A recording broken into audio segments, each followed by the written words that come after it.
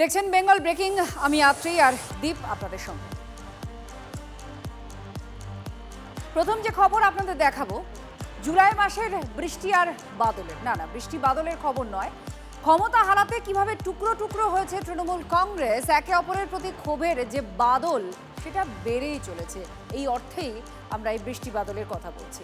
21শে জুলাইয়ের আগে সেই নাটকেই একটা নতুন মোড় এসেছে। ঋতব্রতপন্থী বসিরহাট দক্ষিণের তৃণমূল বিধায়ক বাদলের বিরুদ্ধেও ক্ষোভের বাদল। পর পর পোস্টার পড়ল ঋত শিবিরের বিধায়কের তালুকে। বাড়ির থেকে সে বেরোয় না, শুধু বেরোয় কখন, যখন সে ঋতব্রতর কাছে যায় তখন।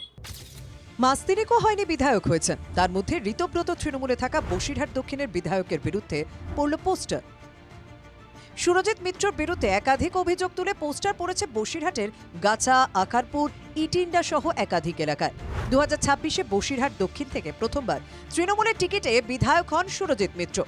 জয়ের ব্যবধান ছিল 9,544। ভোটের ফল বেরোতেই ঋতব্রত শিবিরে ভিড়ে যান সুরজিৎ। খাস তালুকেই তার বিরুদ্ধে পরপর পোস্টারে বিজেপির হাত দেখছেন ঋতব্রত শিবিরের বিধায়ক। পাল্টা বিদ্রোহ বিজেপির। যিনি পরাজিত হয়েছেন তার ইচ্ছা যে আমি যেন রিজাইন করি, তার জন্য উনি এই সমস্ত জিনিস করছেন, রিভেঞ্জ নিচ্ছেন উনি, তারই প্রতিফলন এইটা। নিজের যে চুরি চামারি করেছে সেগুলোকে ঢাকা দেওয়ার জন্য বালিশচাটা ঋতব্রতর দিকে চলে গেছে। এখন শুধুমাত্র পোস্টারিং হচ্ছে, আগামী দিন এমন আসছে এবং এই বিধায়ক আগামী দিনে মার খাবে। জোড়া ফুলে প্রতীকে জেতা সুরজিতের বিরুদ্ধে এমন অভিযোগ নিয়ে আমোদিত কালীঘাট তৃণমূল। এই সুযোগে কংগ্রেসও দুই শিবিরকে বিঁধেছে।